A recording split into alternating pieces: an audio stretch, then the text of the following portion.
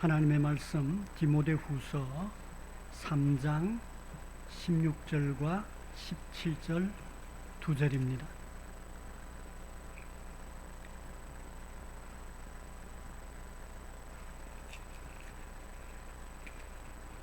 디모데후서 3장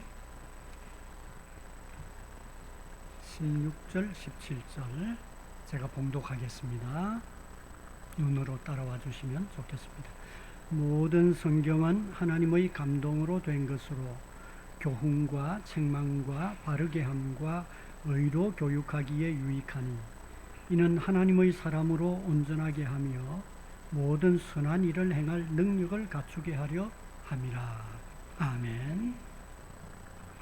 오늘 설교의 제목은 무엇을 개혁했는가 입니다. 성도 여러분들이 잘 아시는 것처럼 우리가 믿는 종교를 기독교라 그렇게 말합니다. 그런데 기독하는 이 말이 무슨 뜻일까요? 기독이라고 하는 말은 그리스도를 한자로 표기한 것이 바로 기독입니다. 그래서 기독교 이 말은 그리스도교 혹은 크리스트교를 뜻합니다. 예수 그리스도가 중심이 된 종교다 그 말입니다. 이렇게 그리스도교 안에는 역사적으로 볼 때 크게 세 집단이 있습니다. 하나는 가톨릭 교회, 그리고 하나는 러시아와 그리스 지역에 많이 있는 정교회, 이걸 정통교회라고 합니다. 정교회. 그 다음 우리가 소속되어 있는 개신교 교회가 있습니다. 우리나라에서는 그리스 정교회는 정교회라 그러고 가톨릭은 천주교라 그러고 개신교는 기독교라 이렇게 말하지만 사실 이 전체가 기독교 안에, 그리스도교 안에 들어있는 큰 분파입니다. 그런데 우리가 그 그리스도교 안에 속해 있는 기독교 안에 속해 있는 집단으로는 개신교 이렇게 일컫는 그 종교에 우리가 함께 가입이 되어 있습니다.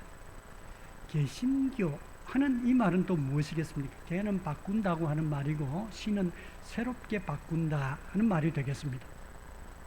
그래서 개신교라고 하는 이 낱말과 똑같은 단어는 개혁교회 하는 말입니다. 교회는 교회인데 개혁된 교회다 그 말입니다. 그래서 개신하지 않고 그냥 개혁교회 이렇게 했으면 훨씬 더 빨리 알아차렸을 텐데 우리나라에는 기독교 하니까 또 기독이 무슨 뜻이지 불신자들이 잘 모르는 경우가 들어 있습니다. 그런데 기독 대신에 그리스도교 했으면 바로 알았겠죠. 아, 그리스도교. 그 그리스도교 안에 그 교회 중에 개혁된 교회 이렇게 하면 아, 개신교는 종교개혁이 출발이 된 교회이구나. 그래서 가톨릭을 개혁한 교회이구나 하는 것을 알게 됩니다. 그러므로 천주교 신자들이 종종 우리는 큰 집이고 너희는 작은 집이다 이렇게 말하곤 하는데 그게 맞는 말이 아니고요. 우리가 본류다. 우리가 정말 성경적인 교회로 돌아가려고 한 참교회다 하는 말이 되겠습니다. 그래서 개신교는 아주 적극적인 그리스도교 종파에 속한다 그렇게 보면 되겠습니다. 여기 이제 청소년과 청년들이 있는데 일반적으로 개신교 이렇게 얘기할 때 영어로 뭐라 그럽니까? 프로테스탄트라 그럽니다. 프로테스트 이 말은 항의하다. 그렇게 살면 안 돼요. 교회가 이러면 안 되지요. 성경이 이렇게 가르치는데요. 이렇게 항의한 사람들이다 그 말입니다. 그러니까 개신교도들은 정말 성경대로 살기 위해서 이렇게 살아야 합니다. 그렇게 살면 안 됩니다. 이렇게 항의하는 사람들의 모임이다. 이렇게 보면 되겠습니다. 이렇게 본다면 개신교회는 굉장히 젊은 교회죠. 의욕이 있는 교회고 진취적인 교회다. 그렇게 말씀을 드릴 수가 있겠습니다. 이렇게 종교개혁이 일어나게 된 게 1517년, 지금으로부터 시작해서 약 508년 전이었습니다. 그 종교개혁 시기, 그 종교개혁은 유럽의 여러 지역에서 한꺼번에 일어난 개혁의 운동입니다. 그때 아주 두드러진 종교개혁자들로는 독일의 마르틴 루터라고 하는 종교개혁자가 있었고, 그 다음 프랑스와 스위스의 칼빈이라고 하는 종교개혁자가 있었고, 또 스위스의 스윙글리라고 하는 종교개혁자도 있었고, 그 다음 오늘날 영국의 북쪽에 있는 스코틀랜드의 낙스라고 하는 유명한 종교개혁자들이 있었습니다. 그래서 유럽 전역에 걸쳐서 개혁운동이 확산된 것입니다. 그런데 특히 이 여러 지도자들 중에 하나님의 말씀에 신앙 고백을 형성하는 일이나 교리 문서를 만드는 일이나 혹은 교회 체계를 개혁하는 일에 있어서 가장 뛰어난, 가장 탁월한 그와 같은 가르침을 준 교회의 선생이 있었는데, 그가 바로 칼빈입니다. 그래서 칼빈의 영향을 많이 받았던 사람들에 의하여서 형성된 개신교의 주요한 분파가 바로 두 군데가 두드러진 분파가 있는데, 하나는 유럽 대륙의 네덜란드라든지 프랑스와 독일 지역에 일반적으로 분포되어 있는 개혁교회라고 하는 분파가 있고, 그 다음 스코틀랜드와 영국, 미국, 뉴질랜드, 오스트레일리아 이렇게 통해서 우리나라까지 들어온 장로교회가 있습니다. 그래서 유럽 본토에 있는 개혁교회하고 영국과 미국 그리고 캐나다, 오스트레일리아에 있던 장로교회하고 이 두 분파는 모두 종교개혁자 중에 요한 칼빈의 가르침을 따르고 있습니다. 그래서 이 두 교회가 신학이 제일 발전되어 있습니다. 기독교 신앙을 제일 체계적으로 잘 설명하는 교회입니다. 두 분파가 신앙 고백과 교리가 거의 같습니다. 동일합니다. 그래서 장로교회가 이름은 장로교회이지만 장로교회가 따르는 신학적인 태도를 개혁신학 이렇게 말합니다. 개혁교회가 하는 것도 개혁신학이고 장로교회가 하는 것도 개혁신학이라 그렇게 말합니다. 우리가 바로 장로교회로서 큰 주류의 개신교 교회 중에서 가장 탄탄하고 세계적이고 발전된 교회 안에 속해 있다 하는 것을 알면 되겠습니다. 성경에 보면 이미 1517년에 일어났던 그 종교개혁 말고도 성경에 보면 개혁이 참 많이 있었습니다. 여러분 잘 아시다시피 야곱이 큰 공경에 빠져 있을 때 우리가 베델로 올라가자 나오지 않습니까?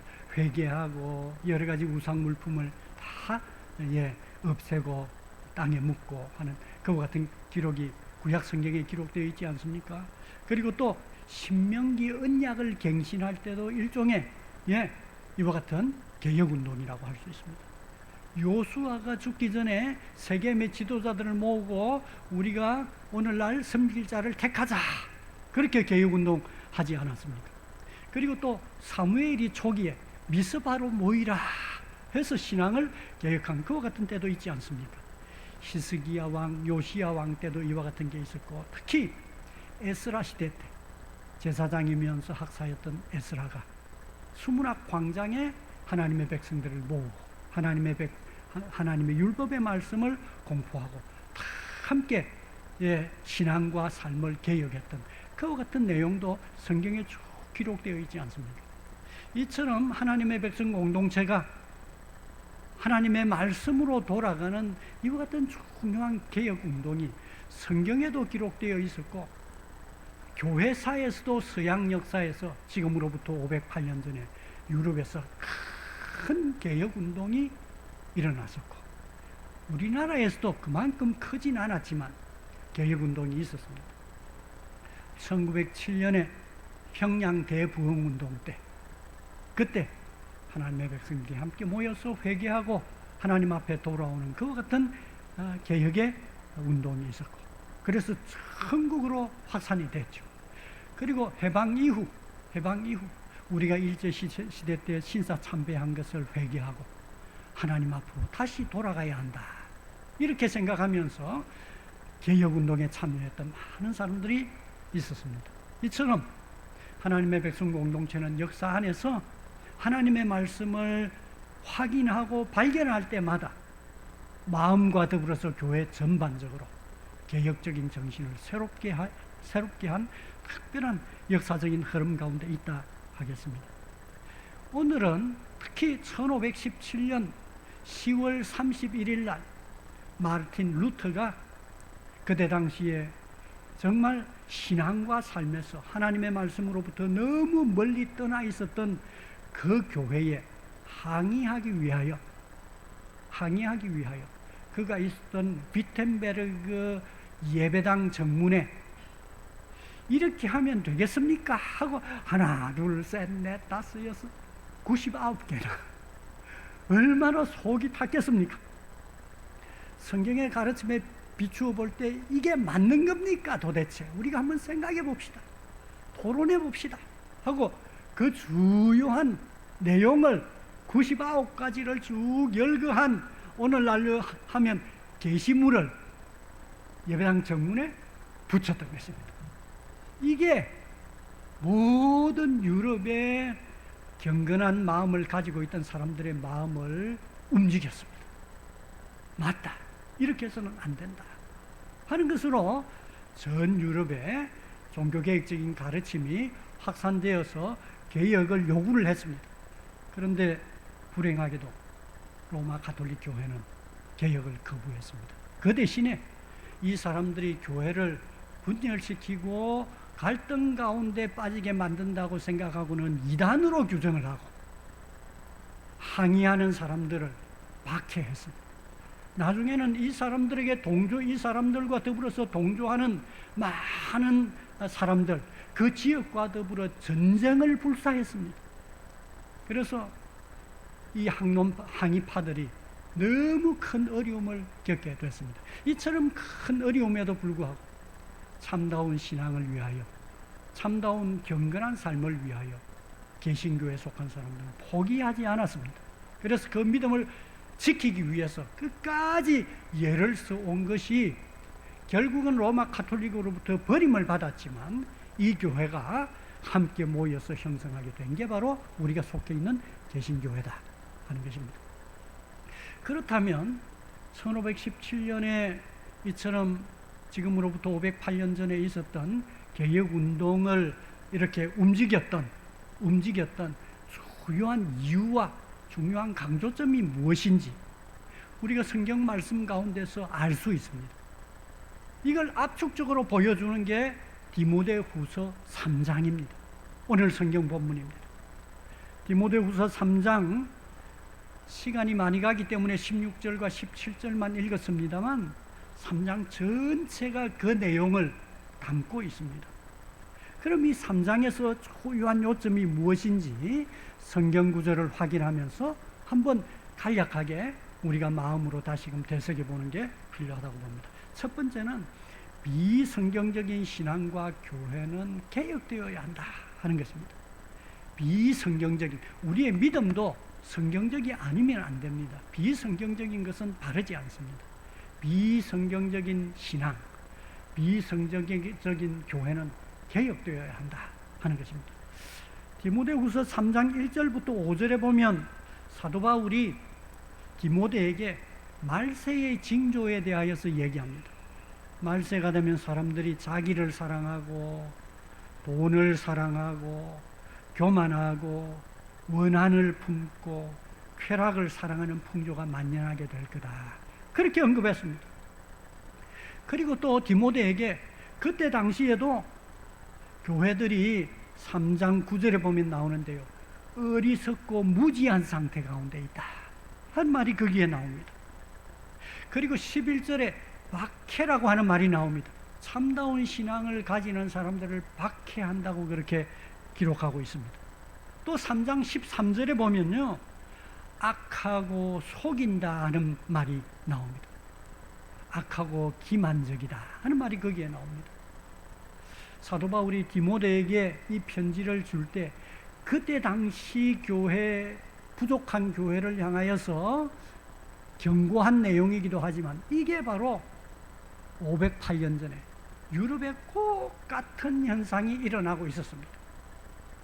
자기를 사랑하고 돈을 사랑하고 교만하고 원한을 품고 쾌락을 사랑하고 성경에 대하여서는 무지하고 악하고 기만적이고 이와 같은 게 교회 아주 위에서부터 시작하여서 아래까지 전반적으로 들이우고 있었습니다. 전체 나라가, 유럽의 전체 나라가 그냥 기독교 국가가 되다 보니 절박한 마음이 없었습니다. 그냥 그렇게 살았습니다. 그 여러 부족한 부분이 주로 어떤 것들이었는가 하면 성사와 제사 중심의 미사입니다. 하나님 앞에 드리는 예배가 구약적인 제사 비슷한 예배가 되고 있었습니다. 무엇인가 의식을 가장 중요하게 생각을 했습니다. 의식을 자꾸 아름답게 하는 데만 관심을 썼습니다. 무엇에 대한 관심은 적고 하나님의 말씀에 대한 관심은 적고, 하나님의 말씀은 하나님 그분의 뜻이 명확하게 드러난 게 하나님의 말씀인데 그것 대신에 제사의식 같은 예배, 마치 교황과 주교와 사제들이 제사장이 된 듯 제사를 드리는 의식에 사로잡혀 있던 그와 같은 예배가 되고 말았습니다. 그리고 또 성물과 성인 숭배, 신앙 좋은 우리의 선배들은 존경할 만한 분들입니다. 그들로부터 교훈을 받으면 됩니다. 그런데 그걸 넘어 성인들에게 기도합니다. 성인들이 마치 우리를 하나님께로 인도해 갈 사람처럼 그렇게 생각을 하는 것입니다. 저 예루살렘에서 가져왔다고 생각되는 예수님이 마지막 재판받을 때 빌라도 앞에 올라갈 때 있었던 그 나무 계단이다 하고 그 계단을 가져와 가지고 두기도 하고, 이게 바로 예수님이 섰던 가시관이다, 이게 예수님의 수의다, 이런 걸 큰 마술적인 힘이 있는 것처럼 다 거기에 사로잡혀 있었습니다.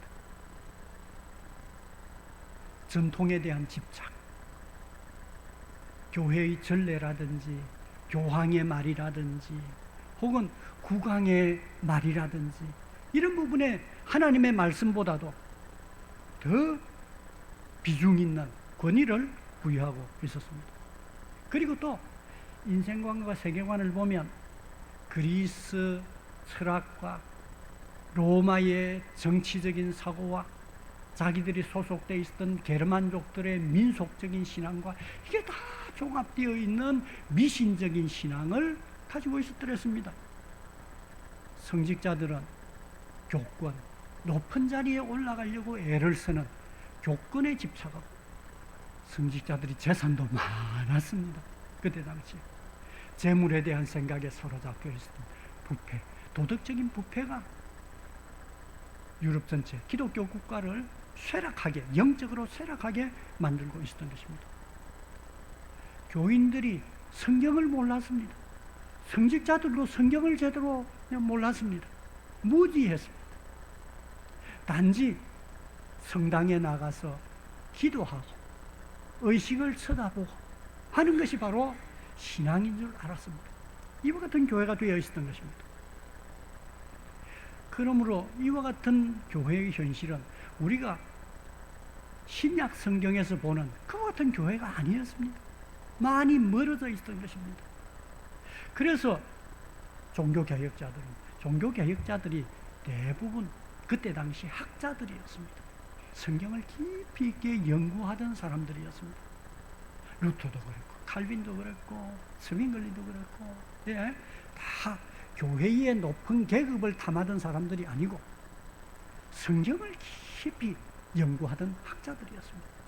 그래서 이건 성경에서 너무 멀어졌습니다. 이렇게 해서는 안 됩니다 하는 그와 같은 개혁을 요구했는데, 이렇게 항의를 하면 그래 우리가 잘못했다, 우리가 함께 고쳐나가자, 이렇게 나와야 될 것 아닙니까?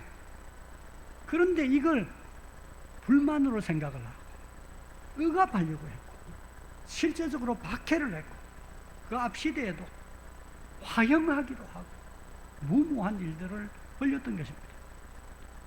그러나 개신교도들은 박해에 굴하지 않고 고난받으면서도 참다운 신앙, 참다운 교회를 세우기 위해 애를 쓴 것입니다. 자, 그러면 어떤 부분에 더 아주 중점을 두었는지 몇 가지만 간략하게 살펴볼 텐데, 그 첫 번째가 성경 읽기, 설교, 교육 개혁입니다. 성경을 통해서 설교와 교육을 개혁한 것입니다. 디모데후서 3장 15절 16절에 보면 성경은 하나님의 말씀이라고 그렇게 말합니다. 성경은 하나님의 말씀이기 때문에 성경은 가장 권위 있는 표준이 됩니다. 여러분, 우리가 눈으로 삼위 하나님을 볼 수 있습니까? 볼 수 없습니다. 그러나 우리가 명확하게 아는 건 있습니다. 그게 뭡니까? 하나님의 말씀입니다. 그러므로 우리가 지금 이 시간 하나님 앞에 예배할 때에도 마음으로 삼위 하나님께 예배하고 그분의 말씀에 집중하는 것입니다. 말씀에 집중하는 것입니다. 이 하나님의 말씀은 오늘 3장 16절을 보니까 하나님의 감동으로 된 것으로, 여기 감동으로 되었다고 하는 이 표현을 영어 성경 NIV라고 하는 영어 번역본에 보면 하나님이 입으로 숨을 불어 넣으셨다, God breathed, 이렇게 표현하고 있습니다. 그냥 마음에 감동이 돼서 이런 거하고 달리 성경은 하나님께서 선지자들에게 그분의 마치 그 입에 숨을 불어넣는 것처럼 그렇게 특별한 방법으로 주신 하나님의 말씀이 바로 성경에 기록이 되어 있는 것입니다. 그러므로 이 성경은 하나님의 능력 있는 말씀입니다. 여러분, 하나님의 말씀은 능력이 있지 않습니까? 빛이 있으라 그러면 어떻게 됐습니까? 빛이 생기는 것입니다. 하나님의 말씀은 능력이 있습니다. 그러므로 영을 변화시키는 그 능력을 가지고 있는 것입니다. 그래서 성경은 성경과 더불어서 영적인 능력이 역사합니다. 구원받는 믿음에 이르도록 사람들을 인도합니다. 그 마음에 책망합니다. 교훈합니다. 이런 방법으로 성경 말씀은, 하나님의 말씀은 사람들을 회개하도록 만들고 의롭도록 만들고 바른 삶을 살아가도록 이끄는 것이 바로 성경 말씀의 능력입니다. 종교개혁자들은 이 하나님의 말씀의 능력과 실체를 잘 알았기 때문에 이 말씀을 알아야 한다. 이 말씀을 알아야 한다. 도무지 성직자들도 하나님의 말씀을 모르고 성도들은 더 하나님의 말씀을 모른다. 왜냐하면 그때 당시에 성경은 유럽 사람들의 모국어로 기록되어 있지 않았습니다. 성경은 히브리어와 그리고 또 헬라어, 그리스어로 되어 있었습니다. 남쪽 유럽의 그리스 지역에서는 읽을 수 있었지만, 지중해 연안은 읽을 수 있었지만, 오늘날 독일, 프랑스, 네덜란드, 영국 이런 곳은 그들의 그리스어가 그들의 모국어가 아닙니다. 교회는, 로마 가톨릭 교회는 하나의 번역된 성경만 고집했습니다. 그게 라틴어 번역 성경입니다. 라틴어는 여러분 중세기의 교육의 언어이기는 했습니다만 그때 당시에는 어느 나라의 언어입니까? 교회의 언어임과 동시에 이탈리아의 언어, 로마의 이탈리아의 언어였습니다. 그런데 윗지방에 있는 게르만족들, 슬라브족들, 이 사람들에게는 뭡니까? 이게 모국어가 아닙니다. 당시에는 아주 교육받은 소수만 라틴어를 읽을 줄 알았습니다. 그러니까 성도들 같은 경우에는 라틴어를 읽을 줄 모릅니다. 마치 무엇과 비슷한가 하면, 여러분, 우리나라에 일찍 있었던 종교인 유교와 불교는 경전을 가지고 있었는데 그 경전이 다 어떤 언어로 쓰여져 있었습니까? 한자로 되어 있었습니다. 그러므로 평민들, 서민들 같은 경우에는 한자로 되어 있는 그 내용을 이해하지 못했습니다. 읽지 못했습니다. 오늘날도 절에 가면 성녀들이 불경을 쭉 읽는데 여러분 무슨 뜻인 줄 알고 듣습니까? 저는 모르죠. 그냥 이렇게 하니까 그 리듬이 마음이 편안하다 이렇게 생각하는 분들 들어 있긴 하지만 그 의미를 모릅니다. 그래서 사람들이 모르기 때문에 성당에 가면 무엇이 있는가 하면 그림이 잔뜩 있습니다.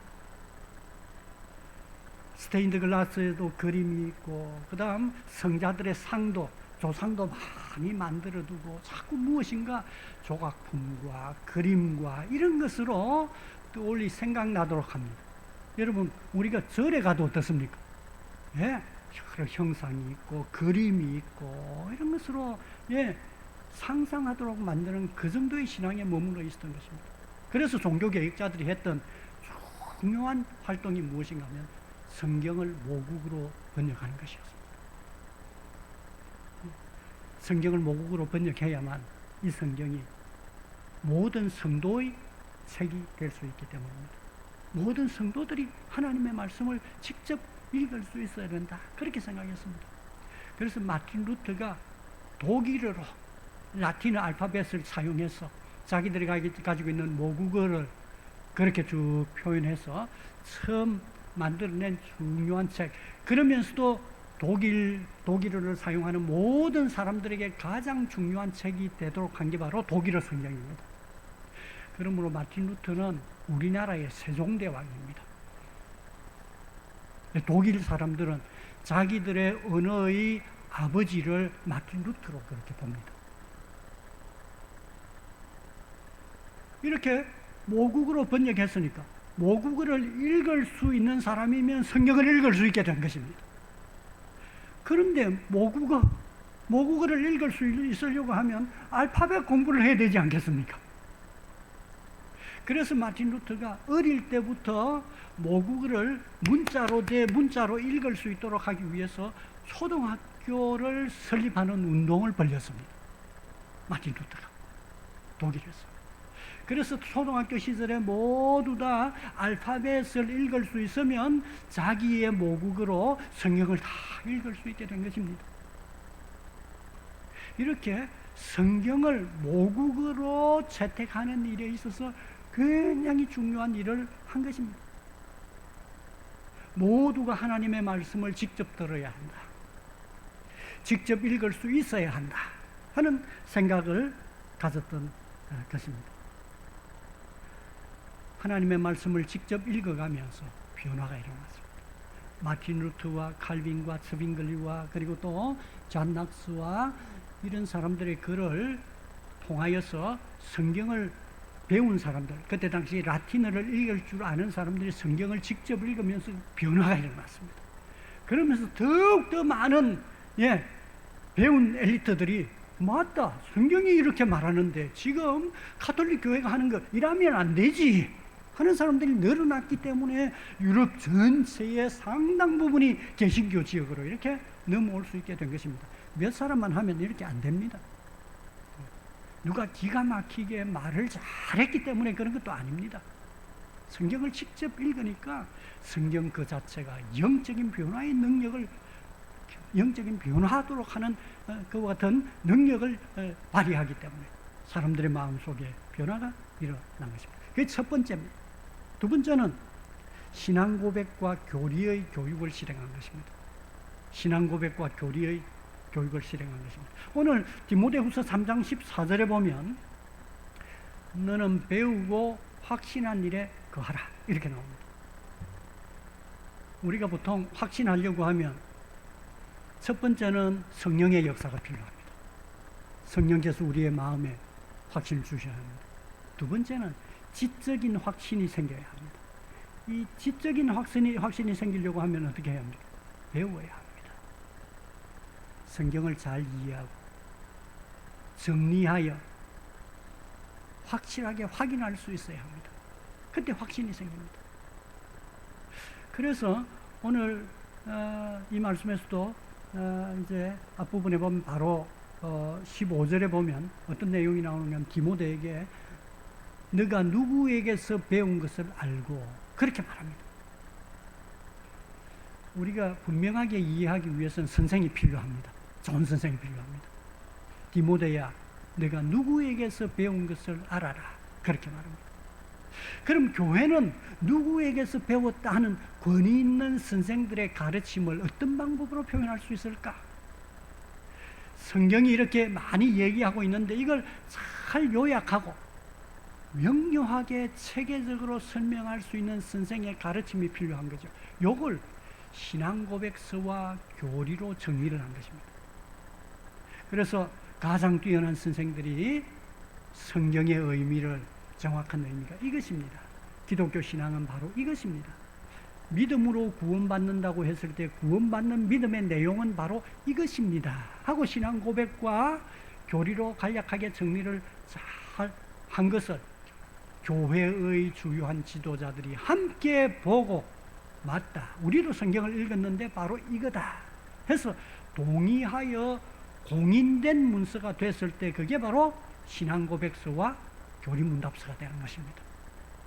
그래서 마틴 루터는 대교리 문답서, 소교리 문답서를 만들었고, 칼빈은 제네바 교회의 신앙 고백서, 제네바 교회의 교리 문답서를 만들었고, 그 이후에 유럽의 개혁교회는 네덜란드 신앙 고백서, 하이델베르그 교리 문답서, 그리고 또 도르트 규칙을 만들었고, 그 다음 우리가 소속되어 있는 장로교회는 웨스트민스터 신앙 고백서, 대교리 문답서, 소교리 문답서들을 만들었습니다. 우리가 성경을 읽을 수는 있지만 성경은 여러 장르로 되어 있습니다. 그래서 많이 본다고 해도 항상 정리가 잘 되는 건 아닙니다. 요걸 정리가 잘 될 수 있도록 만든 게 바로 신앙 고백서와 교리 문답서입니다. 이걸 정기적으로 반복해서 학습하도록 했습니다. 어린이로부터 시작해서 청소년, 그리고 또 새로운 개종자가 들어오게 되면 이 교리 교육을 잘 시켰던 것입니다. 그래서 마음의 변화가 있고 지성적인 확신에 이를 수 있도록 도와주었던 것입니다. 그래서 그때 당시 개신교 신자들은요, 굉장히 자기가 무엇을 믿고 있는지 잘 알았습니다. 잘 아니까 무엇입니까? 다른 사람이 물어보면 설명도 잘해 주었습니다. 이게 바로 개신교 신자들의 주요한 특성이 된 것입니다. 확신에 넘치는 사람, 배워서 알고 있는 사람, 무식하게 그냥 막 이렇게 주장만 하는 사람이 아니라 분명하게 알고 있는 사람이 되도록 하는 일에 바로 종교개혁자들이 애를 많이 썼다는 것입니다. 마지막 한 개 간단하게만 얘기를 합니다. 디모데후서 3장 17절에 보면 그리스도인이 온전하게 되어야 된다고 말하죠. 선한 일을 행할 능력을 갖출 수 있어야 된다고 말하고 있습니다. 성숙한 그리스도인이 되어야 한다는 말입니다. 선한 능력, 모든 선한 일을 행할 능력을 갖추어야 한다. 능력 있는 그리스도인이 되어야 한다. 그렇게 말합니다. 요게 바로 5절에서 어떻게도 표현이 되는가 하면 경건의 능력이라고 하는 말이 나옵니다. 경건의 능력을 갖춘, 껍데기에 경건만 있는 게 아니라 경건의 능력을 갖춘 사람이 되어야 된다. 그렇게 말했습니다. 요한 칼빈은요, 경건을 종교의 마음으로 이해를 했습니다. 종교가 전체 몸이라면 그 종교의 깊은 마음은 바로 경건이다. 그렇게 말했습니다. 우리가 하나님에 대하여 많이 지성적으로 머리로 많이 얘기한다고 하더라도 그의 마음으로 하나님을 경외하고 하나님을 존귀하게 대하는 마음의 변화가 없다면 그 사람은 진정한 종교인이라고 말할 수 없죠. 종교와 일반적인 과학 혹은 기술, 정보와의 차이점이 무엇입니까? 정보 이런 것은 두뇌로 이해하는 데 초점이 맞춰져 있습니다. 그런데 그게 종교가 되려고 하면 어떻게 해야 합니까? 마음의 변화를 통해서 종교이니까 하나님을 향하여서 하나님에 대하여 막 마음대로 말하는 게 아니라 하나님 그분을 경외하고 그분께 예배하고 그분을 섬기고 하는 변화가 일어나야 이게 참다운 종교입니다. 그러므로 경건이 없는 그리스도인은 참다운 신앙이라 말을 하기 어렵습니다. 아무리 신학 공부를 했다고 하더라도 그 마음에 이와 같은 경건한 마음이 없다면 그는 참 종교인이 될 수 없습니다. 참된 경건은 무엇으로부터 오겠습니까? 하나님에 대한 잘못된 지식으로부터 오는 것입니다. 그래서 요한 칼빈의 요한 그림 중에 보면 오른손으로 손으로 이렇게 하트, 마음을 이렇게 내 마음을 주께 드립니다 하는 그와 같은 그림이 나오는 것을 보게 되는데, 이처럼 마음의 변화는 지성의 변화를 만들어냅니다. 그래서 하나님을 존귀하게 여기는 하나님 중심적인 세계관과 인생관을 확립시킵니다. 그리고 또한 이러한 마음의 변화는 생활의 변화로 표현이 되는 것입니다. 그래서 가정에서도, 학교에서도, 교회에서도, 일터에서도 하나님께 영광을 돌려드리는 그와 같은 경건한 삶을 만들어내는 것입니다. 그러므로 종교개혁은 교회의 제도적인 개혁만 의미하는 게 아닙니다. 종교개혁의 방법은 성경을 가르치는 것으로부터 시작하여 마음의 구원의 확신을 갖도록 만들고, 세계관과 인생관의 변화를 만들어내고, 삶을 바꾸도록 만들고, 사회를 바꾸도록 만드는 그와 같은 일이 바로 종교개혁이 됐다, 그 말입니다. 말씀을 맺겠습니다. 개신교회는 가톨릭 교회보다도 명확하고 소박한 교회입니다. 예배당도 그렇고 목사도 그렇고 성도도 그렇습니다. 개신교회는 성경을 강조하고 성경의 교육을 강조합니다. 사제만 아니라 성도들이 함께 직분에 참여하기 때문에 개신교회는 역동성이 있습니다. 때로 조금 시끄러울 때가 있습니다. 그래도 개혁적입니다.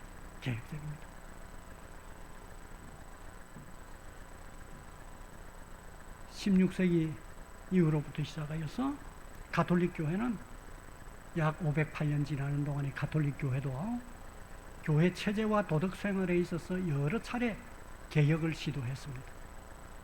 그리고 또 지난 1960년대에는 제2차 바티칸 공의회를 통해서 이전에는 개신교를 박해하고 전쟁도 불사하고 배제하고 막 그렇게 했습니다만 조금씩 관용하였고, 특히 1961년 65년까지는 바티칸 공의회를 통해서 개신교를 분리된 형제다, 이제야 비로소 분리된 형제다 이렇게 말하기 시작했습니다.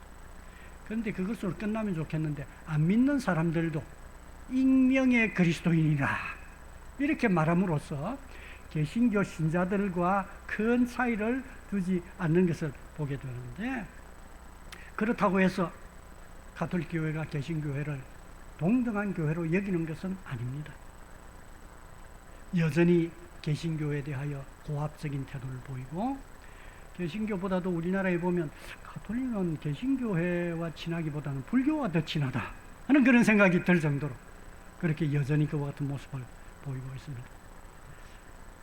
가톨릭 신자들 중에 교황도 그렇고 신부도 그렇고 가톨릭 신자 가운데서도 인품이 좋고 복음적인 사람들도 들어 있습니다. 우리가 그걸 인정합니다. 우리는 가톨릭 교회와 가톨릭 신자들을 미워하지 않습니다. 사회생활에서 함께 일하고 살아가는 동료이기 때문에 우리가 평화롭게 지냅니다. 그럼에도 불구하고 우리는 가톨릭 교회가 구원교리에서 여전히 근본적으로 바뀌지 않았다 하는 것을 잘 알고 있습니다. 그리고 아직도 개신교회를 그처럼 모질게 박해했던 것을 충분히 회개하지 않았다 하는 것을 우리가 잘 알기 때문에 경계하고 있습니다. 그런데 참 유감스러운 것은 종교개혁 이후 500년 이렇게 지나는 동안에 개신교 교회들이 참 많이 성경 말씀으로부터 떠났습니다. 여러분 잘 아시는 바처럼 부족함이 너무 많습니다. 그 부족함의 증거로 과거에는 종교개혁 시대에는 가톨릭 교회를 보고 지식인들이 가톨릭 교회를 막 욕하고 비판하고 개신교를 잘한다고 응원을 했습니다. 그런데 여러분 오늘날 한국 사회 속에서 우리의 모습은 어떻습니까? 가톨릭에 대해서는 대단히 우호적인데 개신교와 개신교 교회에 대하여서는 굉장히 부정적인 평가를 하고 있는 것을 우리가 이따금씩 보게 됩니다. 이게 다 누구의 잘못 때문이겠습니까? 우리가 하나님의 말씀에 따라 우리 자신을 개혁하지 못하고 교회가 그처럼 고상하게 개혁하지 못한 연유가 아니겠습니까? 그럼 우리가 그 개혁을 어떻게 시도해야 하겠습니까? 오늘 말씀에 나온 것처럼 우리가 성경을 가까이 합시다. 모국어로 되어 있음에도 불구하고 성경을 멀리 했어야 되겠습니까? 성경을 가까이 합시다. 교리 학습을 통해서 지적 학습, 확신에 이르도록 애를 쓰십시다. 개혁된 우리 좋은 교회를 바른 교회, 좋은 교회로 잘 유지 발전할 수 있도록 우리가 좀 더 헌신을 하십시다. 우리의 삶이 하나님 앞에 영광을 돌려드리는 것과 같은 삶이 되도록 우리가 함께 애를 써야 하겠습니다.